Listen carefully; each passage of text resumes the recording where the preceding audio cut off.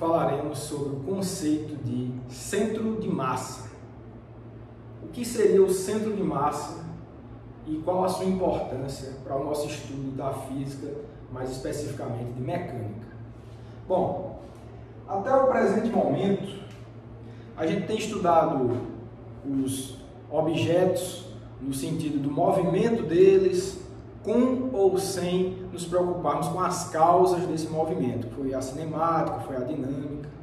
Mas se vocês prestarem atenção, em nenhum momento a gente se preocupou com, por exemplo, o formato do objeto, se ele era, por exemplo, um objeto largo, estreito, uma certa altura, ou era achatado. Esse tipo de coisa a gente nunca discutiu.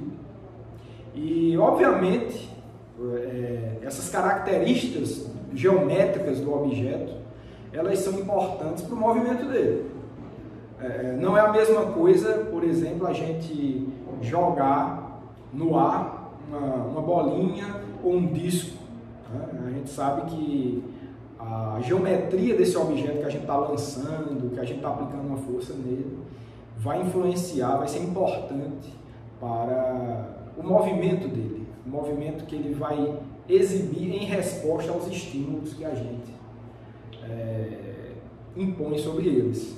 Então, o conceito de centro de massa, ele vem causando uma conexão entre essa preocupação entre a geometria do objeto e a simplificação que a gente tem feito até aqui sobre o fato de ignorar a estrutura geométrica dele. Em que sentido?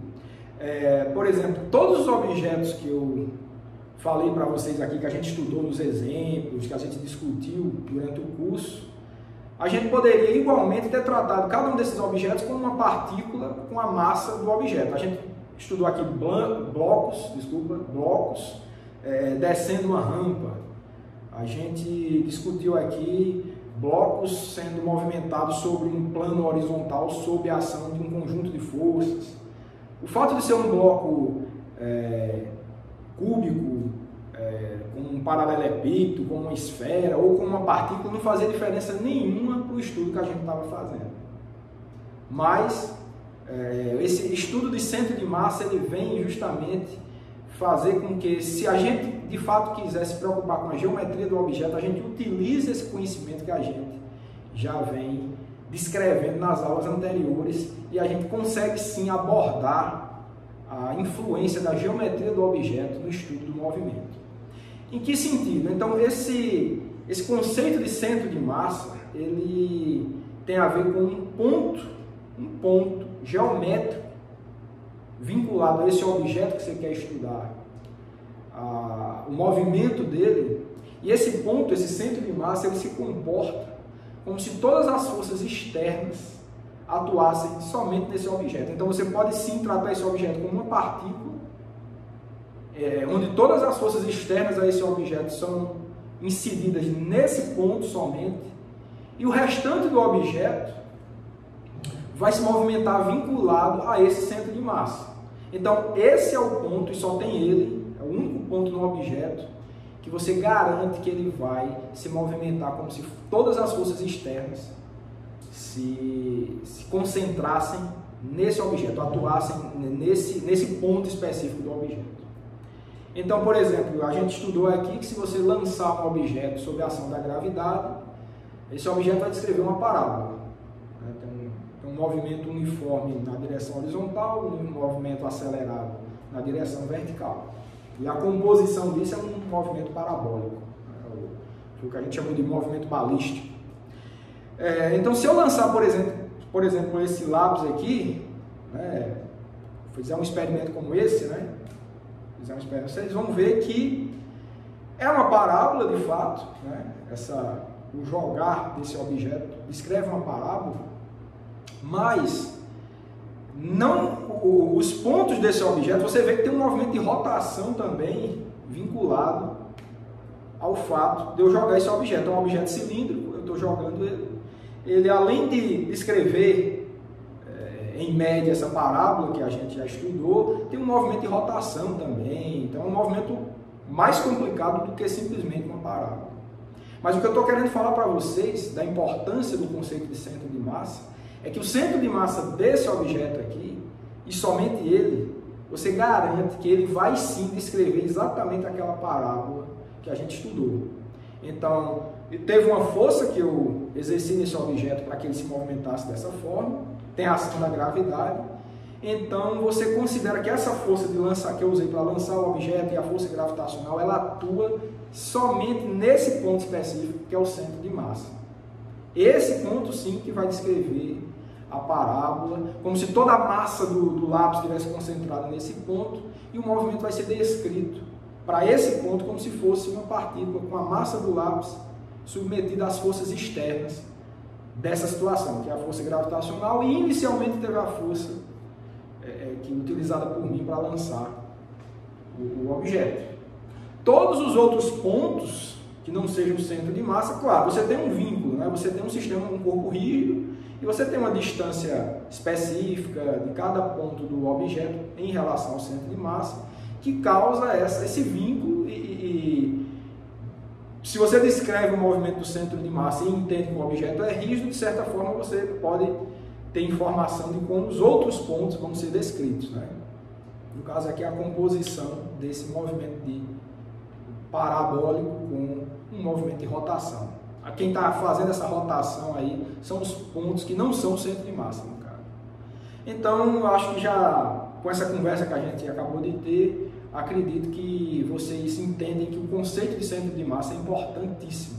Então, você pode sim começar a abordar o movimento de objetos, nos preocupando agora com a estrutura geométrica dele, se é cilíndrico, se é esférico, se é cônico, o que seja, mas você sabe que tem um ponto naquele objeto, que é o centro de massa, que se comporta como se todo aquele objeto, a massa daquele objeto, estivesse contida naquele ponto e que todas as forças externas atuassem somente nele. Então, espero que vocês entendam que esse conceito de centro de massa é importante, e nessa aula a gente vai abordar esse conceito e vai aprender para alguns sistemas específicos como encontrar a posição desse centro de massa. Dada a distribuição da massa do objeto, como localizar a posição do centro de massa. É isso que a gente vai fazer hoje.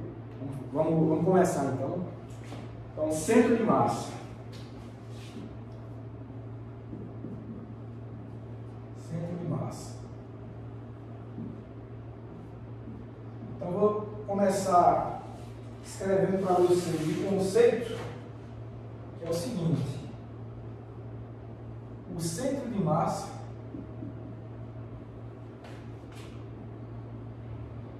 eu vou abreviar aqui CM, a gente vai escrever bastante sobre ele. Então, o centro de massa de um corpo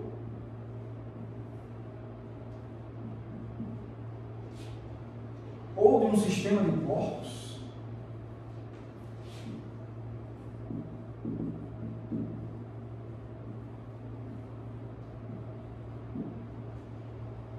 é o ponto que se move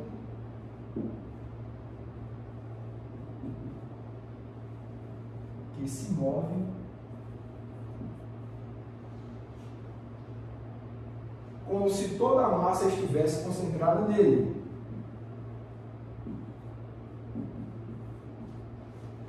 Toda a massa estivesse concentrada nele.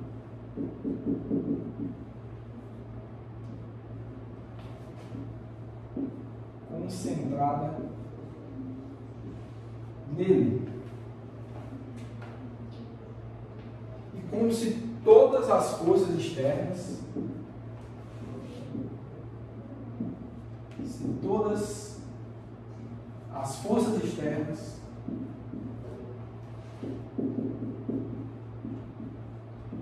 atuassem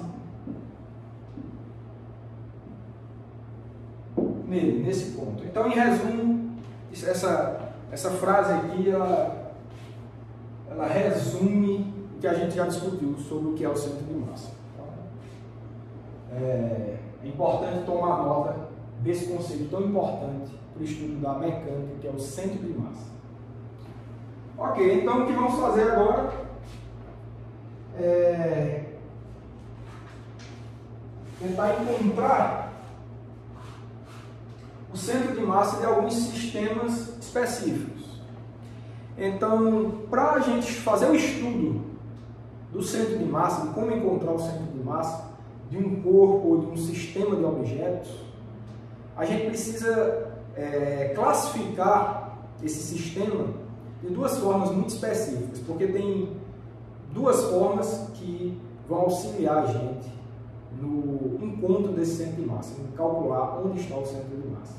Então, para fazer essa distinção dos modos de como a gente abordar esse problema, a gente classifica os sistemas de partículas de duas formas. Você pode ter um sistema de partículas discreto e você pode ter um sistema de partículas contínuo.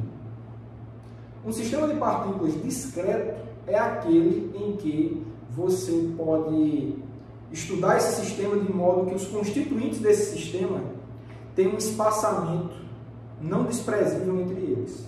Então, pode ser um sistema de dois objetos, por exemplo, esses dois lápis. Então, você considera esses dois lápis como sendo um sistema. Você está estudando os dois lápis, quero estudar a dinâmica dos dois. Então, você pode considerar esses dois lápis aqui como um sistema discreto. Tem um lápis azul e um lápis vermelho. Então, dois objetos especificamente. Poderia ser 3, 4, 5 lápis. Então, discreto é isso, você tem um conjunto de objetos bem localizados no espaço, de modo que a separação entre eles é não desprezível. Você precisa considerar esse espaçamento vazio entre eles para considerar o centro de massa. Então, você tem, por exemplo, o centro de massa do conjunto desses dois lápis. Existe um ponto geométrico. Então, eu estou falando geométrico também é importante porque não precisa ter matéria. Não precisa conter matéria esse ponto. É um ponto geométrico mesmo. Então, por exemplo, se esses dois lápis forem iguais, com massas iguais, com a mesma distribuição de massa, então esse é o caso em que o centro de massa está localizado exatamente num ponto entre eles. A gente vai calcular isso aqui, já já. Então, considerando dessa forma, você tem um sistema discreto. Então, esse é o problema. Mas também você pode pegar um lápis desse especificamente e vai dizer, isso aqui é um sistema discreto, mas se a gente quer estudar o centro de massa desse lápis, você pode também entender o problema de outra forma. Você entende que esse lápis é constituído de vários subsistemas, ou seja, várias partículas, várias moléculas de plástico, né, constituem aqui a composição desse lápis. Então, cada átomo, cada molécula tem a sua massa específica, tem a sua posição espacial específica, e você pode, dessa forma, utilizar essa informação para entender onde está o centro de massa desse lápis especificamente. Pode estar na ponta de cá, pode estar nessa ponta, mais para cima, mais para baixo, no meio. Então, nesse caso específico, qual a diferença para o outro? A diferença para o outro caso do sistema discreto é que, nesse caso específico, os constituintes desse... Apesar da gente entender que é formado por átomos, que tem um espaçamento vazio enorme também entre eles, relativamente grande, em comparação com o tamanho do átomo, o que a gente entende do ponto de vista de mecânica é que não tem espaçamento nenhum entre os constituintes. E, de fato, a gente não percebe isso, né? A gente olha, se você fosse na Idade Antiga, que ninguém tinha conhecimento sobre o que era átomos, as pessoas entendiam que isso daqui era um objeto contínuo, que a matéria era contínua, não tem espaçamento vazio nenhum na constituição desse lápis. Não é verdade, mas a nível desse curso de mecânica a gente pode entender a situação dessa forma. Então, a gente diz que você tem uma distribuição contínua de matéria, de massa. Então, entendendo o lápis dessa forma, a gente diz que ele é um sistema contínuo, e aí vai ter uma forma específica da gente abordar um sistema contínuo como esse, para a gente localizar onde está o centro de massa ao longo da distribuição dos constituintes dele. Então, essas são as duas formas específicas. Então, você pode pensar... Então, depende muito do modo como você encara o teu sistema. Que abordagem você quer dar para o teu sistema. Então, se você pensar o sistema solar, né? Você tem um Sol e um conjunto de planetas. É um sistema discreto ou contínuo. Você pode entender esse sistema solar como um sistema discreto, que você tem planetas enormes, tem muita matéria em todos os planetas. Mas a nível de sistema solar, você tem pontos de massa específica, que são os planetas, a estrela, que é o Sol. e um espaçamento vazio enorme entre eles, então você teria um sistema discreto de matéria e você poderia localizar, calcular onde está o centro de massa do sistema solar, por exemplo. Então você precisa entender o sistema dessa forma, como discreto, para calcular o centro de massa do sistema solar. É importante? É claro que é importante porque, como descrito aqui, é o ponto do sistema solar que vai se comportar como se toda a massa do sistema tivesse contida nele e todas as forças externas ao sistema solar atuassem nele. Então o sistema solar vai se mover de uma forma esquisita, mas aquele ponto específico do centro do sistema solar vai se mover de acordo com as regras da mecânica, ou seja, como se toda a massa estivesse contida nele. Tudo vai estar de acordo com as regras da mecânica, claro, mas o ponto do centro de massa ele é mais simples de descrever do ponto de vista de mecânica, porque, como eu falei, é como se toda a massa estivesse contida nele e como se todas as forças externas atuassem somente nesse ponto. Mas, obviamente, se você, ao invés do sistema solar, vamos pegar uma coisa menor, vamos pegar o planeta Terra. O planeta Terra é um objeto enorme, né? Estamos contidos nele. E tem muita matéria, então olhando para a Terra especificamente, você pode entender aquela esfera como um sistema contínuo e pensar também, querer estudar de uma forma mais específica, onde é que está o centro de massa da Terra. Então você tem uma distribuição de massa, distribuída quase que esfericamente, quase uma esfera perfeita, então você pode calcular, existe uma forma, é o que a gente tenta abordar aqui, calcular onde está o centro de massa da Terra. Só queria deixar bem claro das duas formas como que a gente pode encarar os sistemas de partículas para que a gente encontre o centro de massa deles, se a gente encara como um sistema discreto ou como um sistema contínuo. Para começar, a gente vai para o caso mais simples, que é entender como encontrar o centro de massa de um sistema discreto. Então, sistemas discretos.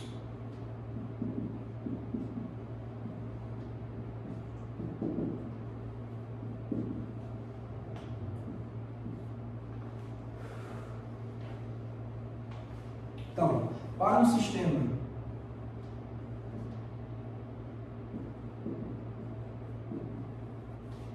de N partículas,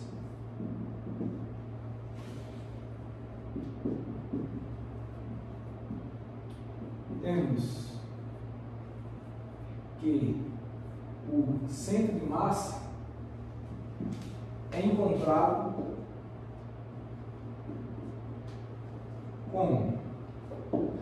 Olha, o centro de massa é um ponto do espaço, então você precisa de coordenadas para localizar esse centro de massa. Então você vai precisar de uma coordenada x, y e z para localizar, para dizer o centro de massa está descrito por essas coordenadas x, y e z.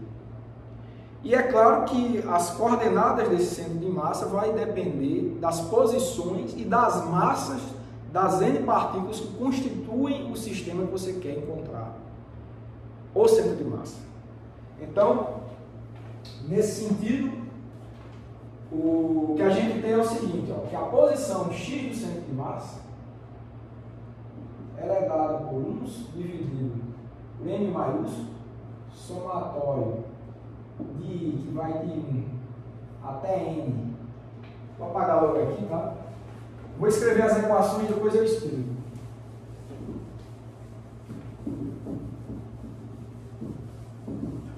Então, as coordenadas do centro de massa vão ser coordenada x. X índice N é coordenada x do centro de massa. Isso daqui que dá xi, mi xi. Mi xi. A coordenada y do centro de massa é igual a 1 sobre m, somatório de I, que vai de 1 até n, mi, yi, e coordenada z do centro de massa é igual a 1 sobre m, somatório de I, que vai de 1 até n, mi, zi. Então essas são as equações número 1, todas elas eu vou chamar a equação número 1. onde precisa especificar essas coisas, né? Onde M é a massa total do sistema. Ou seja, se você tem N partículas, M maiúsculo vai ser a massa total do sistema, a soma das massas das N partículas. E MI, XI, YI e ZI são as massas e as coordenadas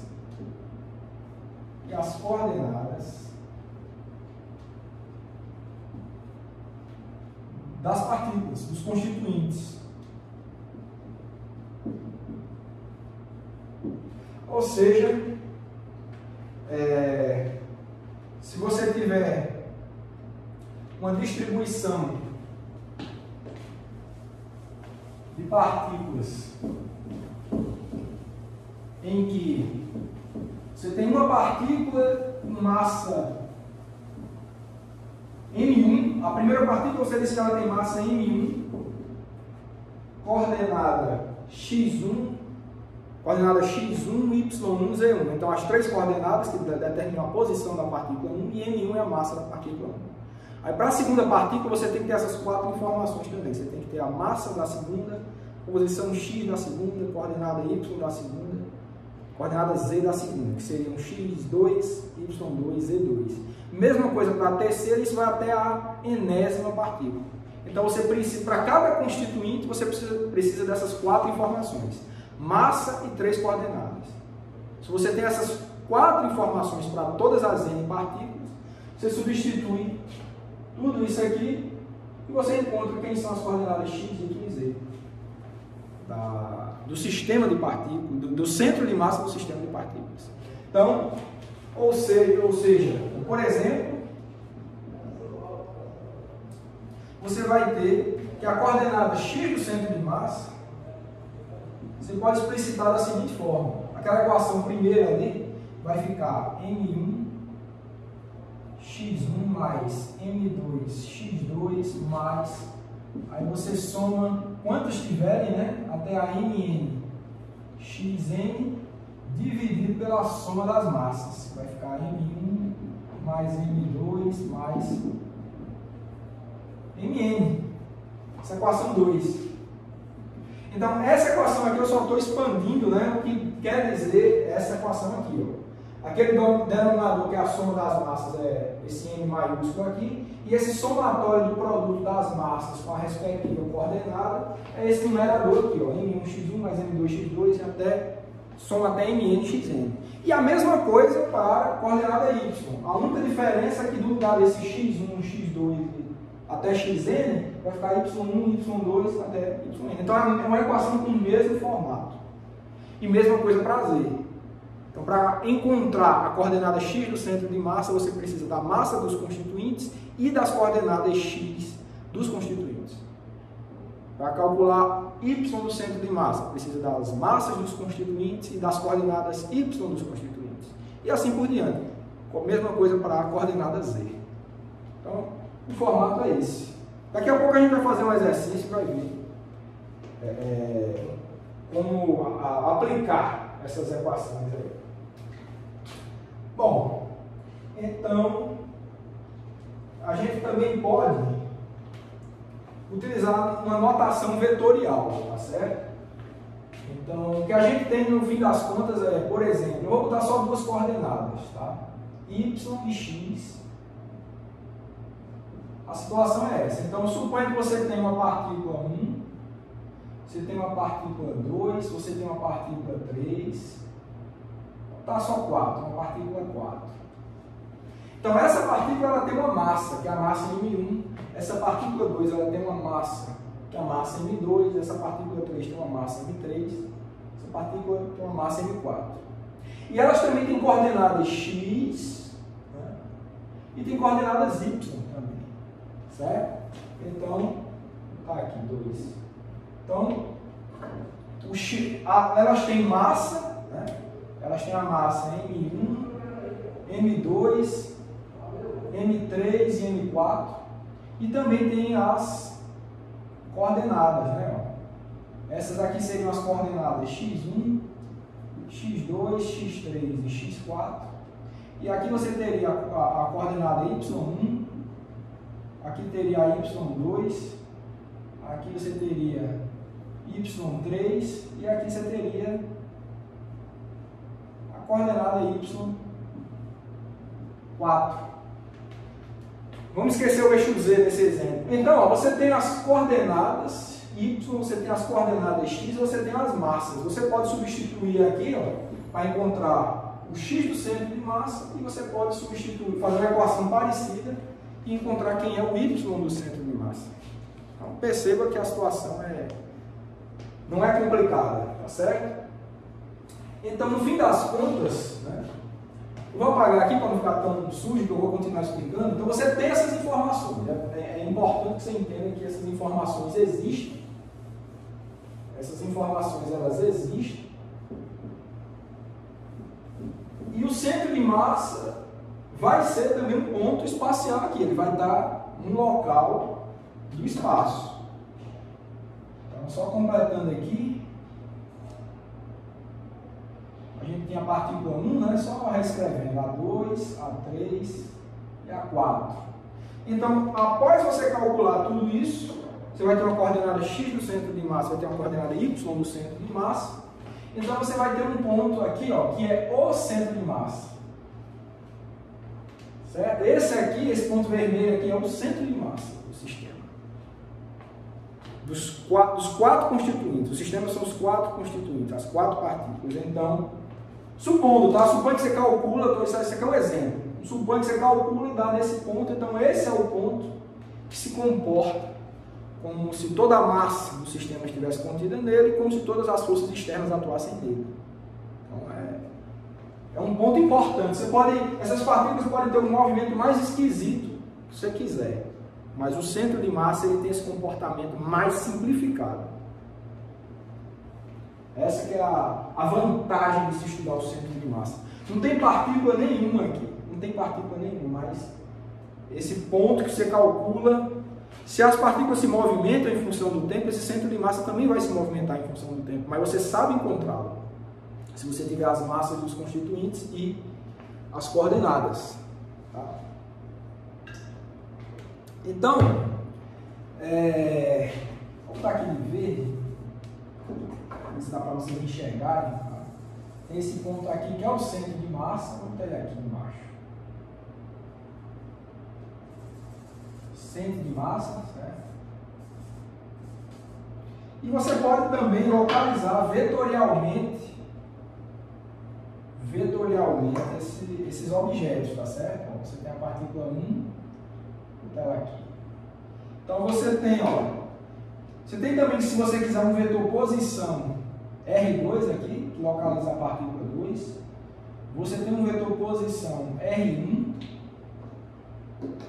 A partícula 1 está aqui. Tem um vetor posição R1. Você tem um vetor posição R3. Você tem um vetor posição R4. Tá? Eu vou apagar para ficar mais simples. Eu vou apagar a partícula 3 e a 4. Vamos supor que só tem essas duas. Certo? E vou supor que o centro de massa está aqui. Eu vou refazer esse desenho aqui, acho que é melhor, para ficar mais claro. Vamos supor que você tem duas partículas, né? Para ficar mais simples o desenho, tá? Pode ser quantas partículas você quiser. A partícula 1 está aqui, a partícula 2 está aqui, e vamos supor que o centro de massa está localizado aqui, em algum ponto entre eles. Então você pode localizar a partícula 1 com um vetor posição R1. Você pode localizar a partícula 2 por um vetor posição R2. E você pode localizar também o centro de massa por um vetor posição RCM. É o vetor centro de massa. Então, em termos vetoriais, vetoriais, temos o vetor posição do centro de massa, obviamente ele é dado por x do centro de massa, vetor unitário na direção x, que é o i, né? O vetor unitário i. Você tem y do centro de massa, vetor unitário j, mais z do centro de massa, vetor unitário k. Essa é a nossa equação 3, mas eu ainda vou ajeitar ela um pouquinho. Vou ajeitar essa equação um pouquinho. Eu vou utilizar, para passar daqui para frente, eu vou utilizar essas equações que eu vou apagar aqui, tá? Essas equações número 1. Só vou escrever x do centro de massa, y do centro de massa e z do centro de massa de acordo com a equação 1. Então, o que é que isso vai dar? Que é igual, né? Ou seja, isso implica que o vetor posição do centro de massa vai ser 1 sobre m, a massa total, somatório de i, que vai de 1 até n, mi, ri, onde as massas você já sabe, e ri são os vetores de posição dos constituintes. Aqui só teria R1 e R2, se você tivesse n, de R1, R2 até Rn. Esse é o formato e essa daqui vai ser a nossa equação número 3. Certo? Bom, olha, então vamos fazer um exemplo rápido. Vamos fazer um exemplo para a gente estudar como encontrar esse centro de massa. Vamos lá, exemplo.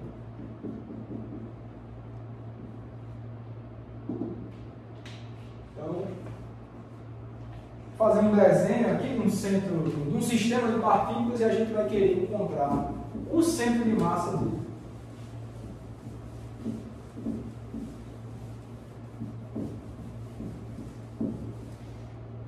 Então, o sistema que eu vou querer ver com vocês é um sistema de 3 partículas. Só vou escrever aqui. Então, você tem as coordenadas y dado em metros, você tem a coordenada x em metros também, e você tem um conjunto de massas. Eu vou localizar aqui, tem 2, tem 1, tem 2, e eu vou localizar uma partícula, um objeto de massa 8 kg no ponto 1, 2. Então, nesse ponto 1, 2 aqui, ó, vou traçar.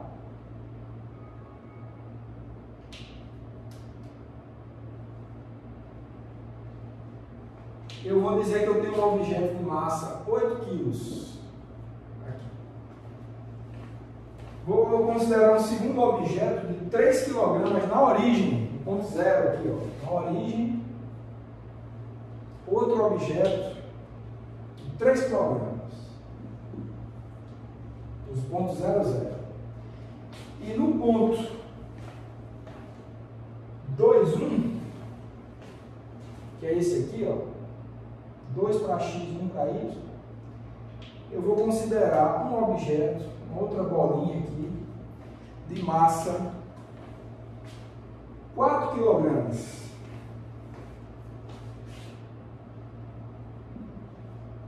E a pergunta é: quais as coordenadas x e y do centro de massa? Então você tem um sistema de 3 objetos. Certo?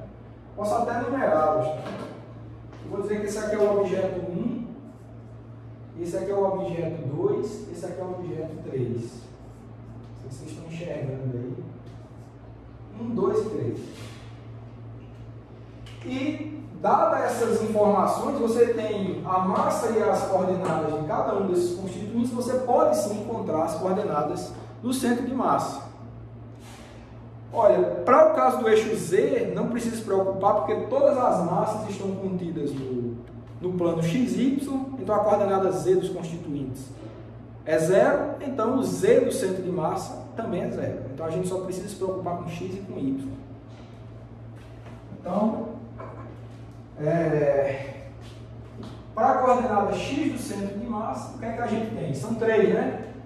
3 constituintes. Então a gente tem M1, x1 mais M2, x2 mais M3, x3 dividido pela soma das massas. M1 mais M2 mais M3. Certo? Então, as massas, ó, M1 é 3 kg, M2 é 8 kg e M3 é 4 kg. Posição 1, coordenada x da partícula 1, que é 0, essa daqui, ó, a partícula 1 é essa, é 0, posição x. Posição x da partícula 2 é 1, que é essa daqui, ó. E posição x da partícula 3, ou x3, vai ser 2 metros, tudo em metros. E mesma coisa para y. Y1 é 0, Y2 é 2 e Y3 é 1. Então você substitui tudo isso e o que você encontra é que a coordenada x do centro de massa, se você faz essa substituição, isso vai dar 1,1 metros. Certo? E mesma coisa para a coordenada y. Você vai ter M1, Y1 mais M2, Y2 mais M3, Y3 dividido pela soma das massas, que é M1 mais M2 mais M3. E isso daqui você calcula e vai dar 1,3 metros. Certo? Então dá para a gente localizar o centro de massa desse objeto? Dá sim. Olha, x do centro de massa é 1,1. Aqui é o ponto x igual a 1, então 1,1 está mais ou menos por aqui. E y do centro de massa, o y dá 1,3, então 1 de y está aqui, 1,3 está um pouquinho acima.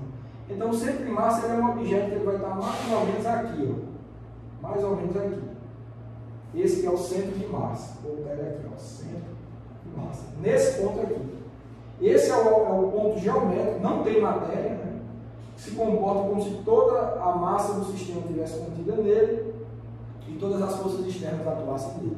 Então é assim, é simples, né? O sistema discreto é bastante simples.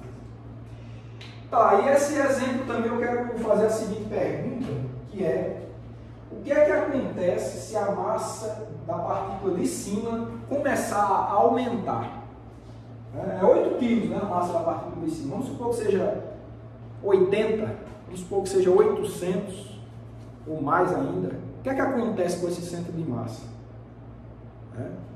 Bom, intuitivamente, o que a gente pensa é que quanto maior a massa do objeto, mais ele traz para perto o centro de massa. Se você tem um sistema aqui, são 3 constituintes, se você aumenta muito a massa desse, você vai ver que o centro de massa vai começar a chegar cada vez mais perto da massa mais elevada. Se você começa a diminuir aumentar esse daqui, o centro de massa vai começar a se aproximar dele. Os cálculos vão mostrando isso, vão mostrar isso. E é intuitivo, né? Por exemplo, a gente tem massa, nós somos pessoas, temos massa, mas o planeta Terra, obviamente, tem uma massa muito maior. Então, você pode considerar a Terra e nós, humanos, como um sistema de partículas. Mas a massa do constituinte planeta Terra é muito maior do que a massa dos humanos. Então, para esse sistema completo, o centro de massa é muito mais determinado pela massa da Terra, pelo centro de massa da Terra, do que pelos nossos centros de massa. Então, pelo fato da Terra ser muito mais massiva, então o centro de massa do sistema Terra e humanos, por exemplo, vai estar muito mais próximo do centro da Terra do que próximo de nós, das pessoas. Então é basicamente isso que eu quero dizer. E você observa isso nos cálculos, olha. Vamos supor que ao invés de 8 quilos, vamos supor que seja 1000 quilos. Vamos supor que sejam 1000 quilos essa massa de cima tem 1000 quilos e essa daqui fica fixa com 3 quilos, essa daqui fixa com 4 quilos. Você supõe que tem 1000 quilos, então quando você substituir tudo aqui, x2 é 2, né? Essa massa M2 vai ser 1000. Então daria 2000 mais ou menos aqui. Tem uns números muito pequenos aqui, mas você teria 1000 vezes 2. Então você teria 2000 aqui. E a soma das massas aqui de baixo seria 3 mais 4 mais 1000, dá 1004. 1004 é aproximadamente 1000. Então você teria 2000 no numerador e 1000 embaixo, então está aproximadamente 2. Esse número é importante? É. O 2, opa, desculpa, a coordenada x é 1, né? Desculpa, pessoal. A coordenada x2 é 1, tá aqui, ó. Não tinha dito 2, não, ela é 1. Ela é 1. Tá? Coordenada x2, ela é 1. Se você supõe que a massa M2 é 1000 quilos, então esse número aqui é aproximadamente 1000. Eu tinha dito 2000, né? Aproximadamente 1000. E esses números aqui vão ser muito pequenos, ó. Vai ser 3 vezes 0, esse aqui dá 0. E esse aqui vai ser 4 vezes 2, que vai dar 8. Então aqui em cima dá 1008, ó. 1008. E aqui embaixo dá 1007. A soma das massas daria 1007. Então 1008 dividido por 1007 é aproximadamente 1. E esse 1 é aproximadamente a coordenada do centro de massa. A coordenada x do centro de massa. Então, esse centro de massa vai tender a se aproximar da coordenada x igual a 1. Certo? E aqui embaixo, aí sim, ó, você tem M2, que a gente está supondo que é 1000 vezes Y2. Y2 é 2. Aí sim, ó, Y2 é 2. Então, esse número aqui daria aproximadamente 2000. Esse aqui é 0, porque Y é 0. Y3 está ali, é 1, vezes M3, que é 4, então daria 4, né? 1 vezes 4 dá 4. E a soma das massas dá 1007. Então você teria 2004, né? 2004 dividido por 1007. Isso dá aproximadamente 2. E quem é 2 é a coordenada Y da partícula de cima. Então, de fato, o centro de massa vai tender cada vez mais a se aproximar da massa maior, da massa mais elevada. Então, é basicamente esse o raciocínio. Quem tiver mais massa contribui mais com as suas coordenadas para a localização do centro de massa. Quem tiver pouca massa, objetos leves, contribuem muito pouco para a posição do centro de massa. Se for uma massa realmente muito reduzida em relação ao resto, você pode até, em certos casos, desprezar as massas pequenas e focar mais nas massas grandes. Elas que são relevantes para localizar o centro de massa. Elas trazem o centro de massa para perto delas. Ok, então espero que isso tenha ficado claro, esse exemplo. E agora o que a gente vai fazer é passar a tratar dos sistemas contínuos. Sistemas contínuos de matéria. Então, eu vou apagar aqui tudo e a gente vai tratar dos sistemas contínuos.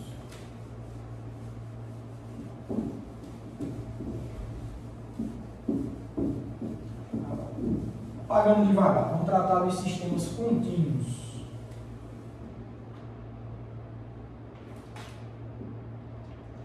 Obrigado.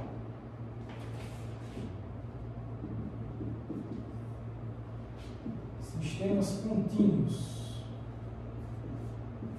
Sistemas contínuos, é só lembrar, foi o que eu falei de objetos que cujos constituintes a gente despreza a distância entre os constituintes. Por exemplo, olhar para esse lápis aqui,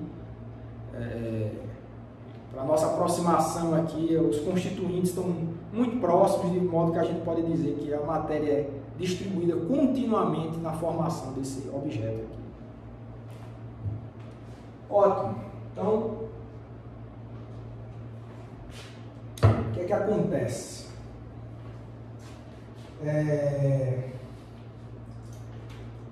Para sistemas contínuos,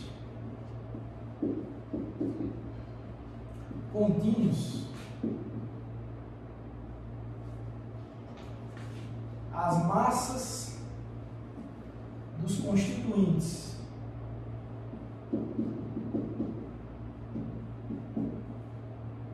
é tão pequena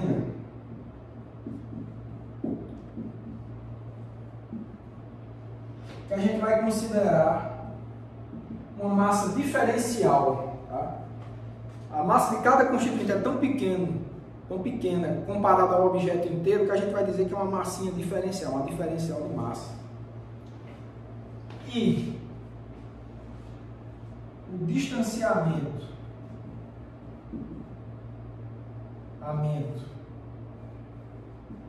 entre eles é tão pequeno que as somas nas equações número 1, foi o conjunto de 3 equações que compunham o centro de massa, a gente as somas nas equações vão ser consideradas como integrais, tá?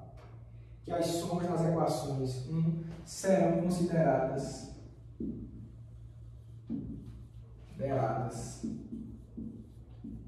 integrais. Como é que fica isso?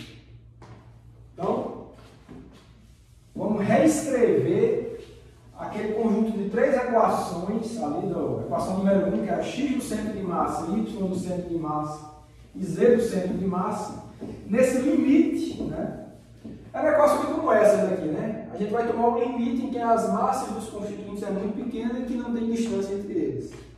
Então, como é que vão ficar transformadas essas equações nesse limite? Então, as equações vão ficar da seguinte forma: x do centro de massa vai ficar igual a 1 sobre m integral de x dm. Certo?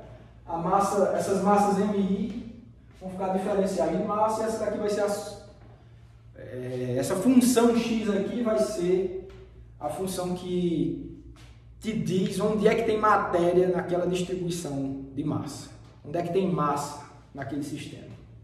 Então você vai integrar nessa região, os limites de integração vão ser nos locais onde de fato existe matéria, no caso desse lápis, nesse intervalo de posição. O y do centro de massa vai ter uma equação parecida, e o z do centro de massa a mesma coisa. Integral de z dm. Então essa daqui vai ser, esse conjunto de equações vai ser a equação número 4. Certo? Então essa que é a ideia. Nem sempre, pessoal, essas equações, essas integrais, elas são simples de calcular. Eu diria que na maioria dos casos isso não é fácil, porque depende muito da geometria do objeto e de como que essa massa do objeto está distribuída. Por exemplo, pode ser uma distribuição não uniforme de massa. Pode ser um objeto composto de diferentes substâncias, né? Por exemplo, esse lápis aqui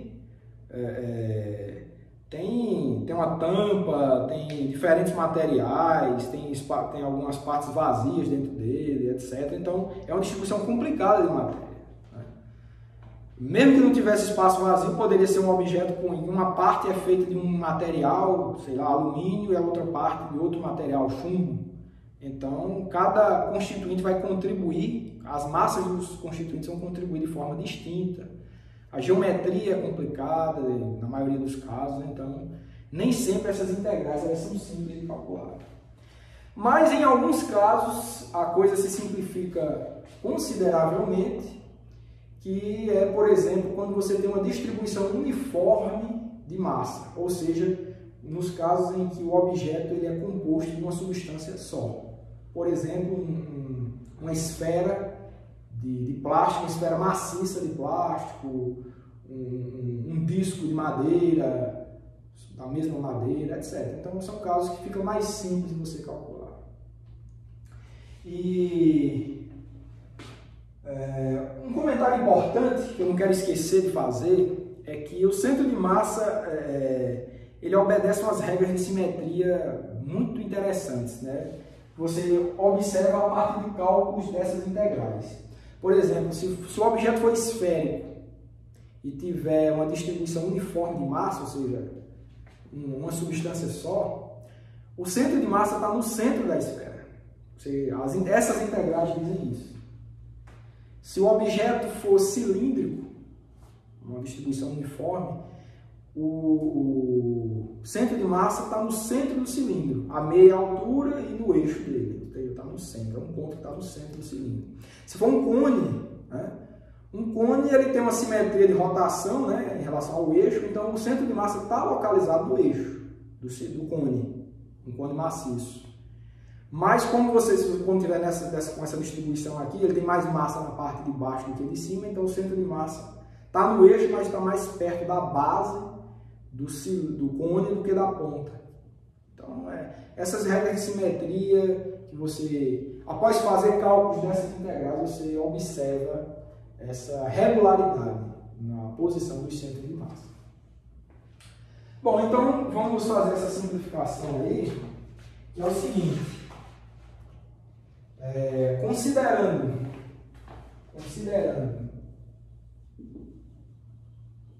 objetos com distribuição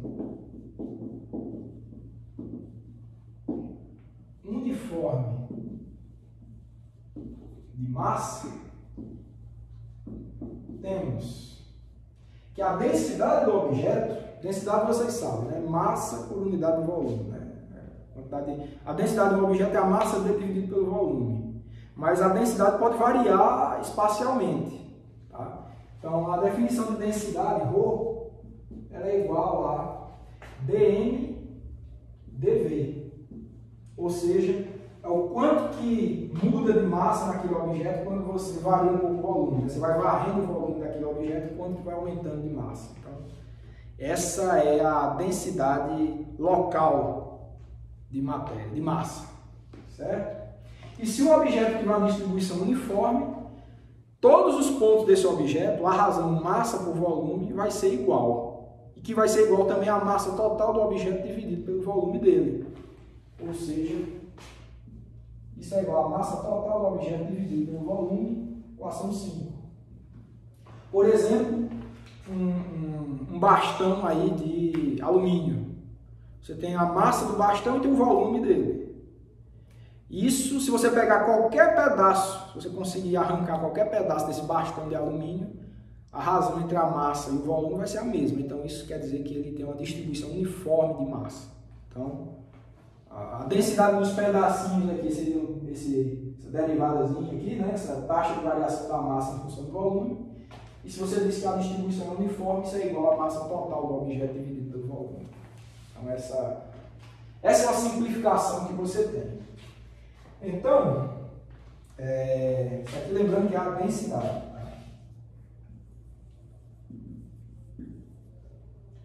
Então, se a gente substituir essa equação 5 nesse conjunto de equações número 4, essas integrais elas vão mudar o formato, mas na prática elas vão ficar mais simples de calcular. Certo? Então a gente vai ver como é que ficam reescritas essas equações aqui, essas integrais. Então, substituindo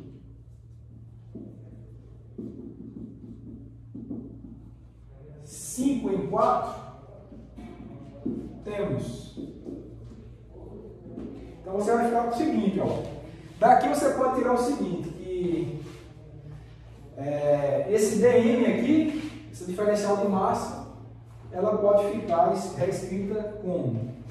Daqui você pode tirar que dm é igual a m sobre v dv, certo? Espero que vocês estejam conseguindo enxergar, né? Multipliquei por dv dos dois lados, então ficou diferencial dm, vai ficar m sobre v vezes a diferencial dv. Tá certo? Então, ao substituir nessas equações aqui, a gente vai ter o seguinte, que a posição do centro de massa vai ser igual a 1 sobre m, né? Integral, aí fica x, aí o dm a gente substitui aquilo lá, o dm vai ficar m sobre v dv.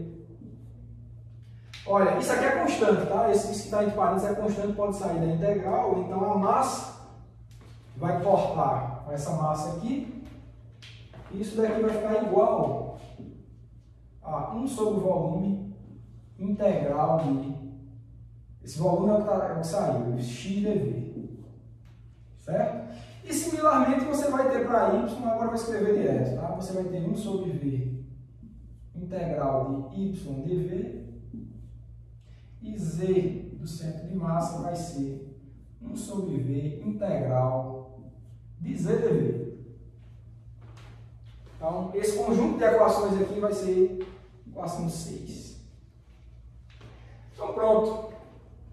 Vamos ver um exemplo bem simples para a gente aplicar no caso de sistemas contínuos, resolver uma integralzinha como essa. Tá? Então, vamos fazer o cálculo do centro de massa de uma barra delgada, né? De uma barra fina. Vamos fazer esse cálculo. Deixa eu ver se precisa dizer mais alguma coisa antes de irmos para o exemplo. Acho que não. Vamos fazer o exemplo da barra delgada. Exemplo.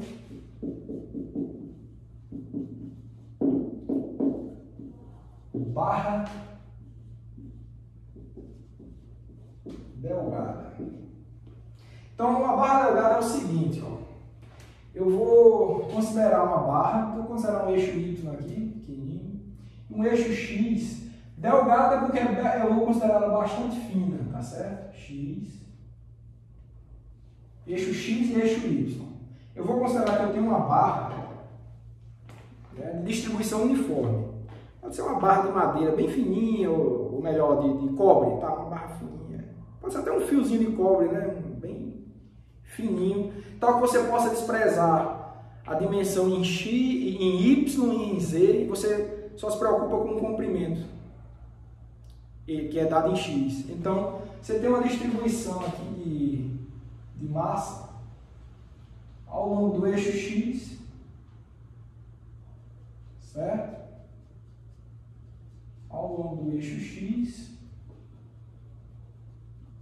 que vai de 0 até L. Se eu estou dizendo que a barra tem um comprimento L, maiúsculo, então eu vou botar uma ponta no ponto 0 de X e a outra ponta no L de X, certo? Então, essa é a distribuição de matéria. Eu quero encontrar onde é que está o centro de massa dessa barra, se eu suponho que a distribuição de massa é uniforme, ou seja, ela é formada por um material só, uma substância só. Para isso a gente vai utilizar essas equações aqui, tá certo? Mas como vocês estão percebendo, eu não preciso me preocupar muito com o volume dessa barra, porque realmente as dimensões dela em Y e em Z são desprezíveis quando comparadas com o tamanho dela em X. Ela é muito fininha, tá? Então, o que a gente faz é se preocupar com o comprimento dela. Então a gente não precisa se preocupar com uma densidade volumétrica de massa, mas com uma densidade linear de massa, ou seja, como que a massa é distribuída ao longo desse comprimento, ao longo da direção X. Certo? Então, se a barra está localizada em 0 de Y e 0 de Z, obviamente o centro de massa vai ser 0 para Y e 0 para Z. A gente só precisa se preocupar com o centro de massa no eixo X. Então, o centro de massa é encontrado como X do centro de massa. Então, a gente vai adaptar essa equação aqui do centro de massa. Ao invés de ser o volume, a gente está preocupado com o comprimento, certo? Acho que eu vou pegar a equação anterior, lá, que vai ser 1 sobre m, a definição mesmo, tá? Para contínuo. 1 sobre m, x dm, certo? X dm. Isso era o que a gente tinha encontrado anteriormente. Onde, se a distribuição de massa é uniforme, a gente vai ter que ρ, que é a densidade linear de massa, ela vai ser dada como dm sobre dx, não mais dv, tá certo? dx, que é o quanto de massa, que varia por comprimento, tá certo? Então, dx esses intervalozinhos aqui, dx, tá certo? E se a distribuição for uniforme, isso vai ser igual a massa total da barra dividido pelo comprimento da barra. L. E aí a gente vai substituir essa equação aqui nessa equação aqui e ver se a gente consegue calcular. Certo? Então vamos lá. Parar aqui para a gente seguir com o cálculo.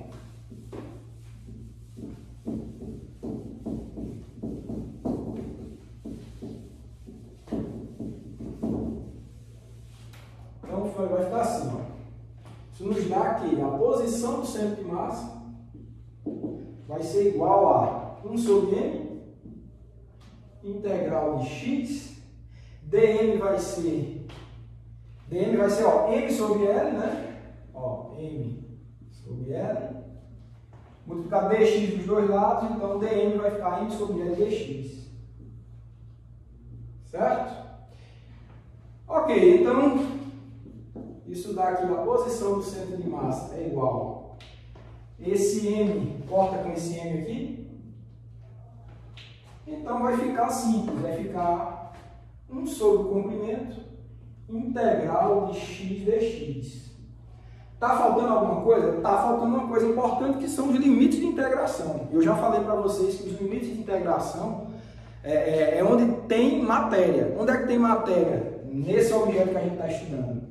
Para x entre 0 e L.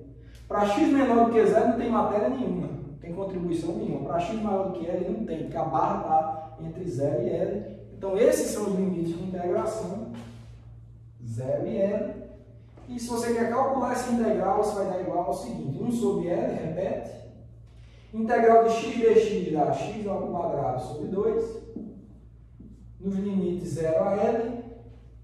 Aí você utiliza o teorema fundamental do cálculo e encontra que é 1 sobre L que multiplica L quadrado sobre 2, certo? Corta o quadrado com esse denominador aqui e você vai encontrar aqui a posição do centro de massa vai dar igual a L sobre 2. L sobre 2. Faz sentido isso? Faz, né? O que a gente encontrou no cálculo é que a posição do centro de massa está aqui, ó, em L sobre 2. Isso é óbvio, né? Todo mundo já brincou aqui, quem quiser equilibrar um objeto, né? Com a distribuição longa aí, espalhada, né? Delgado, um objeto delgado, você tenta exercer uma força no centro de massa para que anule com a gravidade as forças externas. Gravidade tem a sua, aí você consegue equilibrar o objeto. Se você apoiar isso em outro local, ele vai girar, ele vai cair, etc. Então, faz todo sentido o que os cálculos mostraram. A posição do centro de massa para uma barra delgada com densidade de massa uniformemente distribuída, com densidade de massa uniforme, no meio, L sobre 2. Então, encontramos um resultado que de fato faz sentido. Ok, pessoal. Então, o que eu tinha para falar para vocês sobre distribuição contínua era basicamente isso. Nem sempre é fácil, tá? Essa daqui é um cálculo simples. O objeto é muito simples, tá? Uniforme. Mas como eu falei para vocês, em geral, encontrar o centro de massa calculando aquelas integrais que eu mostrei para vocês, em geral não é fácil, porque a geometria é complicada e também a distribuição de massa, em geral, ela é não uniforme, né? Para objetos do nosso cotidiano. Ok, então vamos ver o que vem a seguir. O que a gente vai falar agora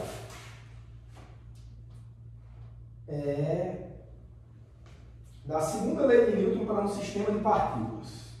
Então, a gente vai ser o último tópico da aula de hoje. Eu vou apagar tudo isso. Para a gente fazer essa parte. Então, esse aqui, pessoal, foi um caso em que o centro de massa tem matéria, né? Vocês estão vendo que o centro de massa tem matéria. Mas, como eu já falei para vocês, nem sempre o centro de massa tem matéria. Se você calcula o centro de massa para um anel, né?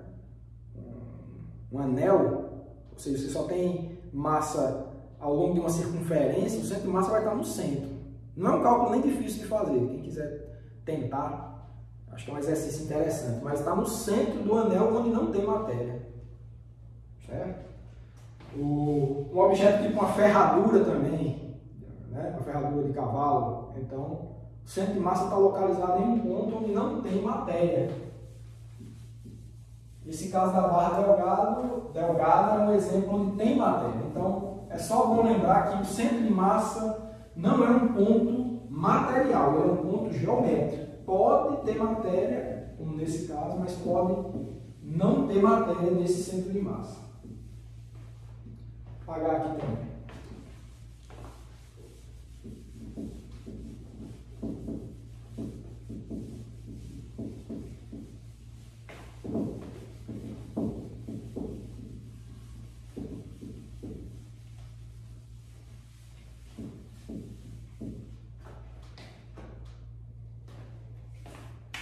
Ok, então,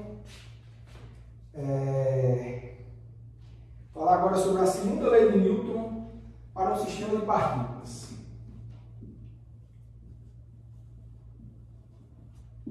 Segunda lei de Newton para um sistema de partículas.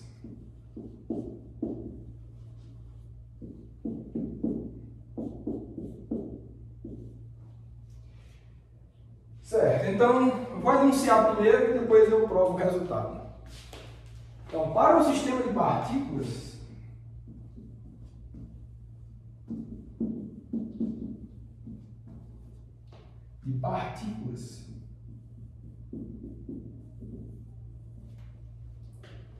a segunda lei de Newton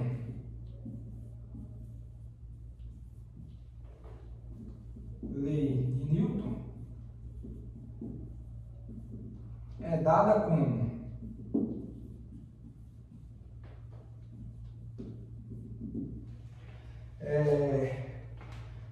força externa igual a massa total do sistema vezes a aceleração do centro de massa.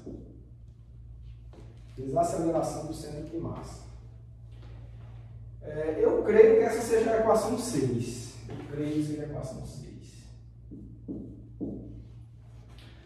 Onde, né?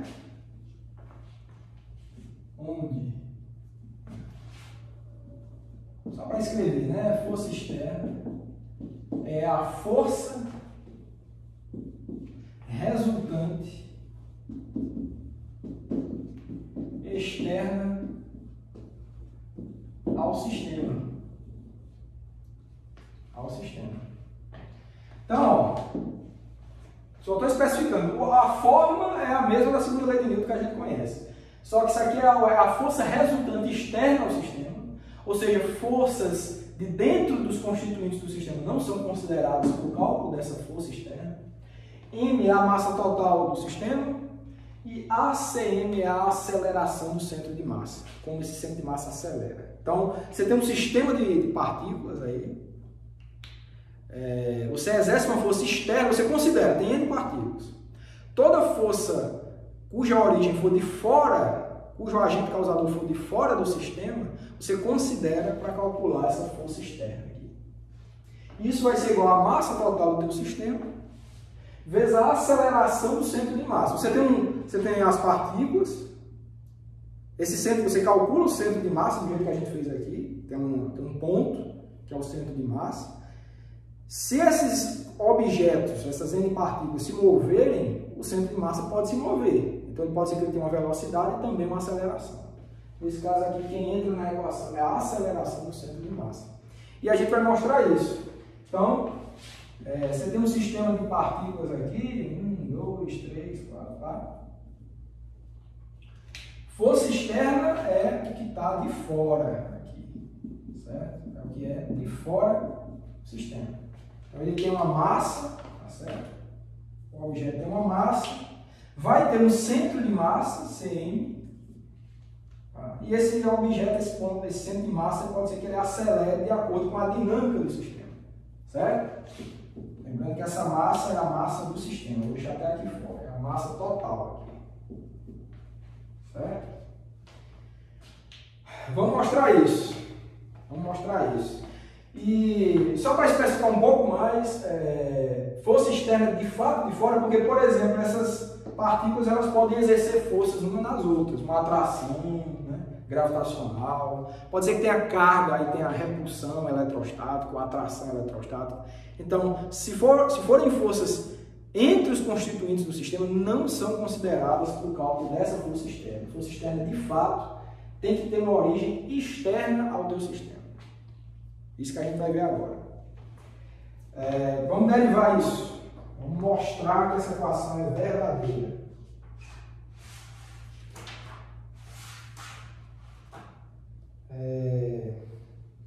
Antes de mostrar, acho que é importante fazer um seguinte comentário. Da equação 6, temos... Bom, essa equação 6 é uma equação vetorial, você pode escrever, a partir dela, 3 equações algébricas, uma para cada eixo, né? Relacionando as componentes da força x, y e z da força externa com as componentes x, y e z da aceleração do centro de massa. Então, isso daqui você pode escrever força externa, a direção x vai ser igual a massa total, a aceleração do centro de massa na direção x, força externa, direção y, igual a massa vezes a aceleração do centro de massa na direção y, e força externa, direção z, igual a massa vezes a aceleração do centro de massa na direção z. Essa é a nossa equação, o conjunto aqui, equação 7. E note que não tem mais vetores, né? Ó, essas são componentes. Por exemplo, essa daqui é a componente x do vetor força externa, né? Essa ACMY é a componente y do vetor aceleração do centro de massa e por aí vai. Certo? Então, a gente pode escrever isso. Mas, claro, faltou mostrar para vocês que isso aqui é verdade. É isso que eu vou fazer agora. Então, nós vamos demonstrar a equação 6. Demonstração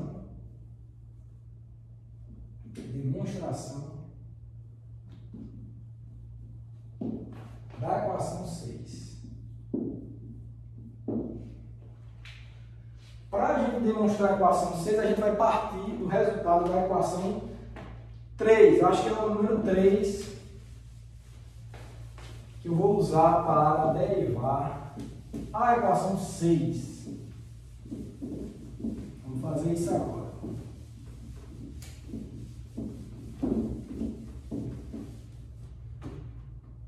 Então é o seguinte, da equação 3 temos, da equação 3 a gente tem o seguinte, eu acho que a equação 3 era isso daqui, ó, era posição do centro de massa, vetor do centro de massa igual a 1 sobre m, somatório que vai de 1 até n, era MI, RI. Acho que era essa a equação 3. Voltem no vídeo e confiram. Daqui a gente pode escrever o seguinte, que vou botar só essa massa aqui para cima. Ó, a massa vezes RCM é igual a somatório que vai de 1 até N, MI, RI. Certo? Pronto, então... Vou chamar essa daqui de equação 8, e o que a gente vai fazer agora é muito simples. Eu quero derivar essa equação 8 duas vezes em função do tempo. Se isso é igual a isso, a derivada disso é igual a derivada disso, e claro, a derivada segunda disso é igual a derivada segunda disso em função do tempo. Então a gente vai derivar duas vezes. Então, daqui a gente tem o seguinte, se a gente deriva essa equação em função do tempo, tudo dá os dois lados. Vou fazer aqui um DDT. Então você vai ter o seguinte, a massa é constante no deriva, então massa, posição do centro de massa pode variar no tempo, então a taxa de variação do vetor posição do centro de massa em função do tempo é o vetor velocidade do centro de massa. Então vai ficar a velocidade do centro de massa igual a somatório de I, que vai de 1 até N. Se você tem uma soma, é tranquilo. Derivada de uma soma é a soma das derivadas. Então é só você derivar cada termo desse, cada produto desse. Mas nesses produtos a gente tem a massa dos constituintes, que em princípio não varia com o tempo. Então repete MI, mas a posição dos constituintes pode variar e a derivada temporal do vetor posição dos constituintes vai ser o vetor velocidade dos constituintes. Então vai ficar VI. Pronto, então essa foi a primeira vez que a gente derivou. E vamos derivar, fazer a mesma coisa de novo. Derivar a equação a segunda vez em função do tempo.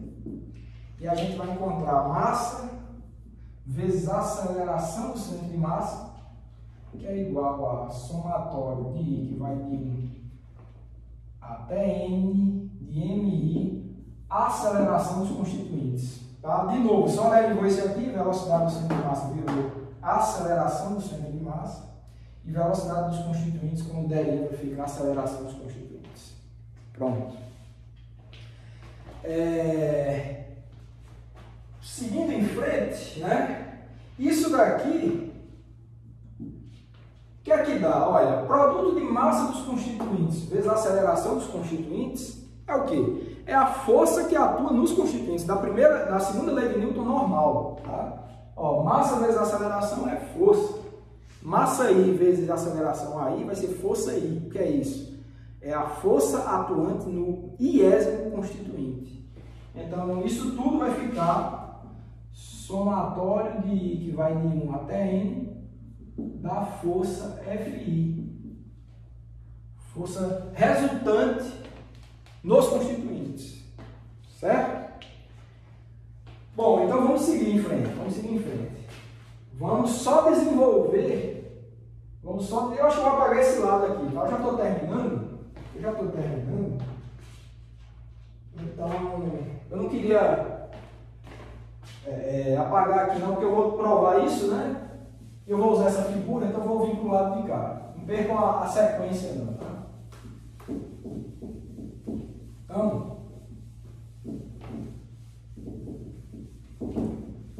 vamos continuar aqui em cima. Olha, daqui, eu vou vir para cá agora, tá? Quero deixar essa figura. Olha, é o somatório da força resultante que atua em todos os constituintes. Vamos pensar que o sistema é esse daqui. Vamos pegar esse constituinte aqui, vamos dizer que ele é o constituinte número 1. Então, você vai somar a força resultante nesse constituinte 1, vai somar com o constituinte a força do constituinte 2, 3, 4 e todos. Só que a força resultante nesse constituinte 1 tem duas contribuições. Uma contribuição que vem dos próprios constituintes, ou seja, esse constituinte aqui, ele pode exercer uma força nesse. Esse aqui pode exercer uma força nesse. Esse daqui também pode, etc. Então essas seriam forças internas ao sistema. E tem também forças externas. Pode ter um agente causador externo ao sistema que vai causar uma influência nesses constituintes. Então tem esses dois grupos de força que compõem a força resultante dos constituintes. Só que as forças internas entre constituintes, elas se cancelam, pessoal. Por quê? Por causa da terceira lei de Newton. A força no objeto é igual em módulo, em sentido e em direção contrária a que esse outro objeto exerce no primeiro. Então, se você quiser considerar a força, olha, eu vou considerar esse constituinte aqui e esse. Vamos supor que ele exerce esse aqui exerce uma força nesse aqui que é para cá, é atrativa, por exemplo. Então a força que esse exerce nesse vai ser uma força do mesmo modo, mesma direção em sentido contrário. Se você somar essas duas, elas se cancelam. E a mesma coisa acontece para qualquer par de constituintes que você esteja considerando as forças entre eles. Elas vão se cancelar. Então a contribuição das forças internas para esse termo aqui, que é a soma das forças resultantes de todos os constituintes, a parte interna vai se cancelar por causa da terceira lei de Newton. E o que vai sobrar desse cálculo aqui vai ser somente o que é de força externa. Esse não se cancela com ninguém. Tá certo? Então, vim para cá, tá? Daqui eu vou vir para cá agora. Então, no cálculo de somatório de I, que vai de 1 até N de FI, como todas as forças internas se cancelam, vou botar aqui a razão, terceira lei de Newton, só restam as forças externas.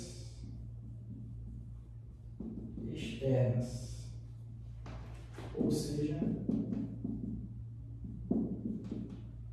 assim temos e o que? Isso daqui vai ficar igual à força externa.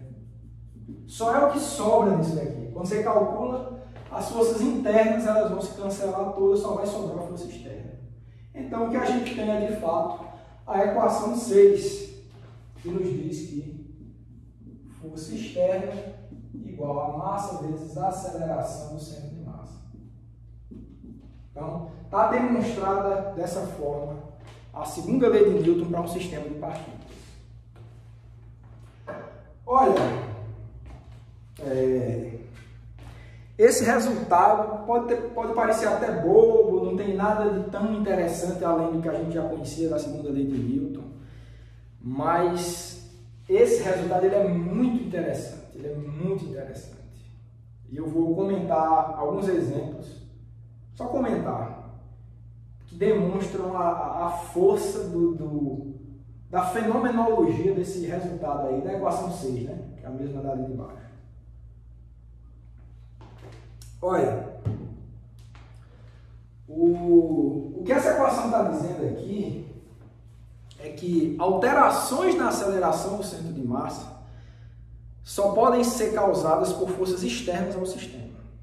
Então, mesmo que o sistema exista um processo físico ocorrendo, já existe uma certa força externa.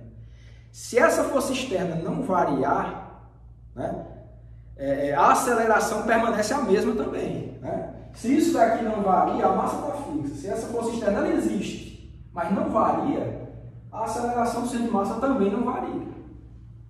Certo? Uma depende da outra. A aceleração do centro de massa ela só muda se a força externa também mudar. A aceleração do centro de massa ela é zero se a força externa é zero. Mas ela pode ter um valor, e esse valor só muda se a força externa também mudar. Então veja um exemplo interessante. Se você considera um jogo de bilhar, né? Considerar uma mesa de sinuca, tem duas bolas, né? Massas iguais, aproximadamente, e você tem força. Vamos supor que o seu sistema que você está considerando, você está estudando o sistema das duas bolas de bilhar. Existe um centro de massa para essas bolas, para essas duas. Se elas têm massas iguais, é fácil calcular, né? E a gente já viu um exemplo aqui, o centro de massa vai estar entre elas. Só quem quiser fazer esse cálculo vai ver que é simples. Então, o centro de massa está entre elas. Se, vamos supor que uma esteja parada e a outra esteja em movimento, uma está parada, a outra está em movimento, mas o centro de massa sempre vai estar se movendo também, mas vai estar exatamente no meio, a todo instante. As massas são iguais, então o centro de massa vai estar exatamente a meia distância entre elas. Vamos supor que ocorra uma colisão entre essas bolas, né? As colisões na sinuca, quem já jogou sabe, nem sempre são frontais, né? Às vezes você colide e uma vai para um lado, outra vai para o outro, né? Mas durante uma colisão, você vê que somente forças internas acontecem no sistema, né? Você tem forças externas? Tem duas. Tem a gravidade, o peso das bolas, e você tem a força normal de sustentação da mesa nas bolas. Mas essas duas, se a mesa estiver bem na horizontal, elas se cancelam, né? Então, a gente não precisa nem se preocupar com força externa, porque a força externa resultante é nula, nesse caso. Então, nesse caso, você tem uma força externa resultante nula, consequentemente, a massa é não nula, mas a aceleração do centro de massa é não nula. Então, você tem uma bola parada, a outra que está se movendo, certo? Vai ocorrer uma colisão, mas a aceleração do centro de massa é zero. Tem velocidade, mas não tem aceleração. Quando ocorrer uma colisão, vai acontecer forças internas ao sistema, essa força de contato. Mas se teu sistema é constituído dessas duas bolas de sinuca, a colisão ela vai ter somente forças internas. Mas forças internas não contribuem com isso aqui, com força externa. A força externa vai continuar sendo a mesma, efetivamente nula, que é o cancelamento da normal com peso. Então, se não vai ter variação de força externa, vai continuar nula, mesmo após a colisão, o que é que acontece? O centro de massa, pessoal, ele vai continuar a se mover, como se nada tivesse acontecido. A colisão vai ocorrer, uma bola vai para um lado, outra bola vai para o outro, das formas mais complicadas que a gente pode entender de um jogo de sinuca, por exemplo. Mas o centro de massa das duas bolas ele vai continuar se movendo, com a velocidadezinha dele constante, como se nada tivesse acontecido, nenhuma colisão, nada de espetacular tivesse acontecido. Individualmente, para as bolas, as coisas são bem interessantes, mas para o centro de massa, essa coisa monótona continua. Por quê? Porque no evento que foi a colisão, somente forças internas foram consideradas. Não contribuem com o fator força externa. Então, o centro de massa vai embora do jeito que vinha.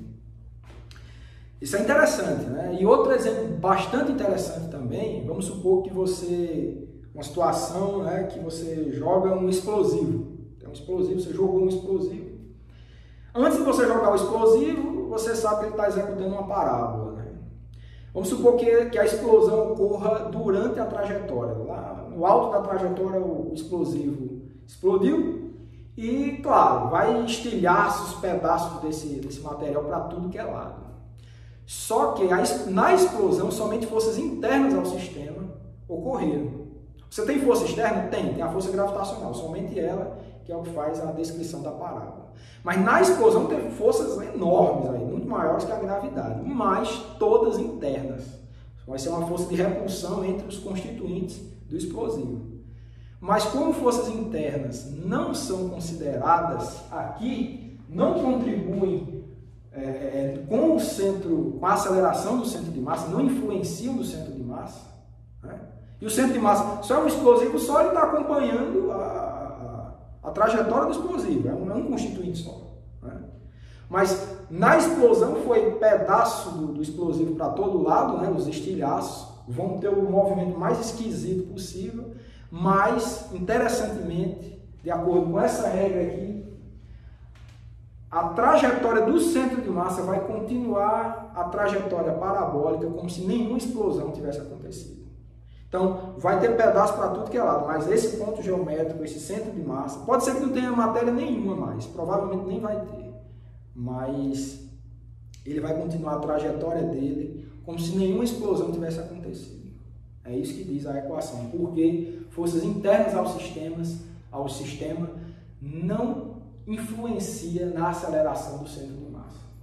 Então, dois exemplos bastante interessantes que fazem a gente refletir sobre a segunda lei de Newton para um sistema de partículas. Bom, pessoal, a gente vai continuar estudando o sistema de partículas nas aulas seguintes. Então, o conteúdo para hoje era esse. Eu vou aguardar vocês na próxima aula.